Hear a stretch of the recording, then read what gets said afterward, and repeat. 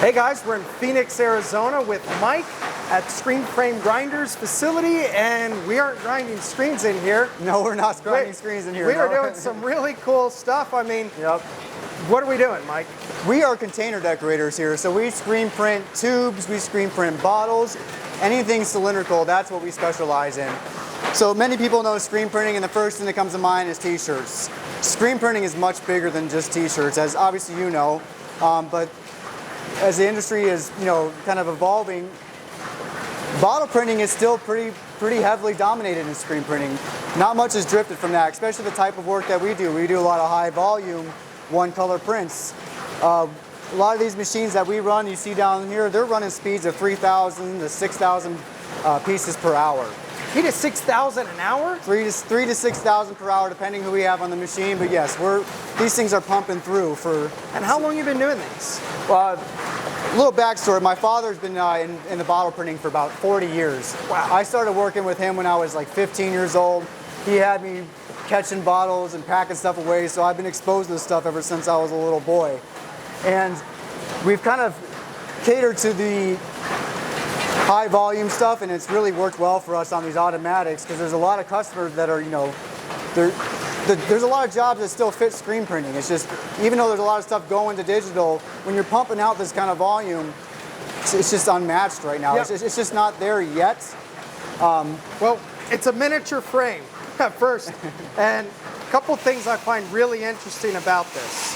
One, 460 mesh. 460, yes. I don't think I've ever seen that high. Yeah, so why we do 460? 460 is going to allow us to get some, obviously good detail. We're printing very small, and at the same time, we're printing on a hard surface. There's nothing to absorb that ink, so you're basically printing right on top of a hard surface. And if you're laying too much ink down, it's not going to cure. It's just going to blotch out on you. So yes, in bottle printing, we use 460 all the time. I mean, it's just. And it's, the other thing I find real interesting, it's not very taut. It's not the, highest tension of mesh. Correct, So yep. Why is that? The reason why we don't run high tensions on bottle screens is when you're dealing with bottles, you like to think that they're perfect, but they're not. You're going to get imperfections, and as I was showing you before, when you feel the tube, there's little bumps, and it's not perfectly smooth. So when you have a tight screen, it has a hard time allowing for those different curvatures. When you have a loose screen, it allows you to kind of hug those curvatures and kind of compensate for those imperfections on that surface.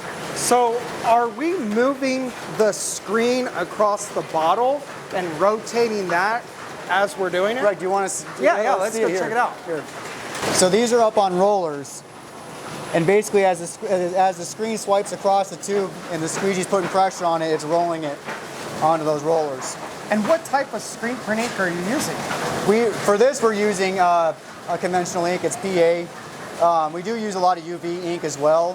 For this job specifically, we are conventional, but we do use a lot of UV. So if it was UV, it's going to cure with ultraviolet light. Correct, yes. Yep. And if it's this, do we have a little heater that's just heating and curing the ink? Basically, yep. And with this, it cures pretty fast. It doesn't take much to cure on this. But UV that's for most of our stuff, especially if we're doing multicolor.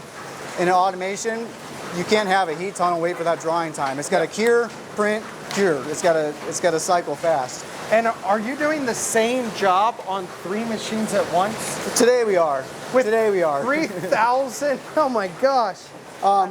We get to, when we're, actually right now is a little bit of a slow week, but normally we're running about 1 million a week. 1 million impressions a week? Correct.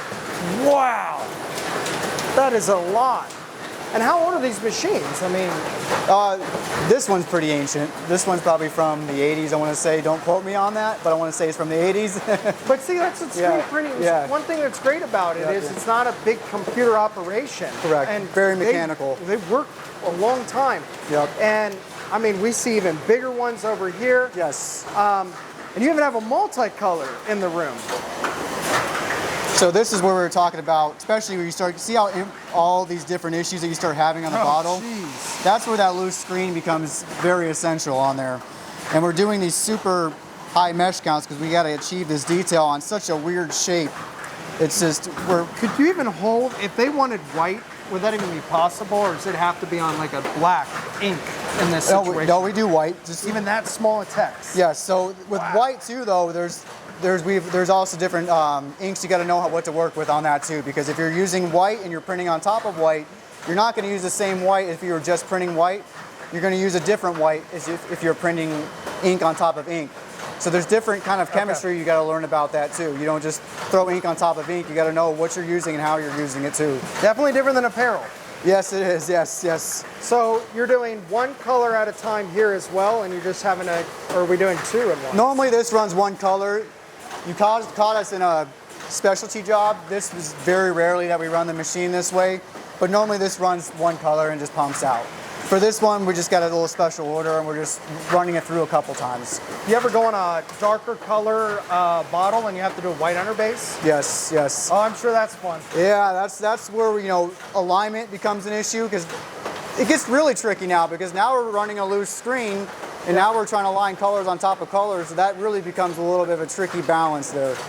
So we have tried to kind of geared ourselves to where we're most efficient and where we can pump out parts and quality parts.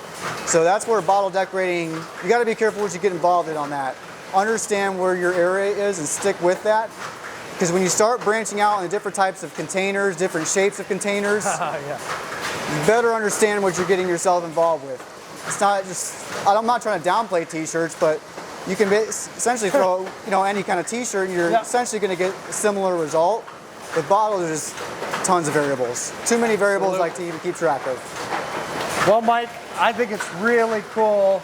I didn't think we were going to be able to see this here in the States because it's just, you think of, outsourcing this overseas a lot of the times, but it's nice to see, these products made in America and pumping out as many as you can. Really cool. Well, Mike, where can our viewers go to try to check out all the cool things you guys do here in Phoenix? Yeah, actually, you can check out. We have some good content for our decorating side. Southwest Deco. So Instagram, you can see a lot of content on that. Southwest Deco _AZ, and you're going to see all of the type of decorations that we do with different types of containers and styles of printing. We do have a little bit of variety on there. But you also stretch screens in Phoenix. We stretch screens in Phoenix. AdvancedCustomScreens.com. We sell the grinder, screenframegrinder.com. Matrunola LLC is basically, we encompass all the skills that we put together with screen printing, and we've divided them out with the stretching supply side, the decorating side, and for shops that want to get into stretching, we have a machine that allows shops to get into that industry. Well, and yeah, you're the second generation. I mean, again, you guys have been doing it for a long time. It's not like it's all new. Mike, really cool operation. Thanks for having us out. Guys, check out all the different things that Mike and his company does. Again, the stretching, the frame grinders, the bottle printing. You guys are like your own little conglomerate of screen printing. Yes, we keep busy. What gives us thrill out of it at the end of the day is it allows us to do what we love, and it allows us to give jobs to people to provide for their family, and there's just no better feeling. No, there's not. Well, thank you so much. Guys, check out all the stuff that Mike and his team does at screenframegrinder.com.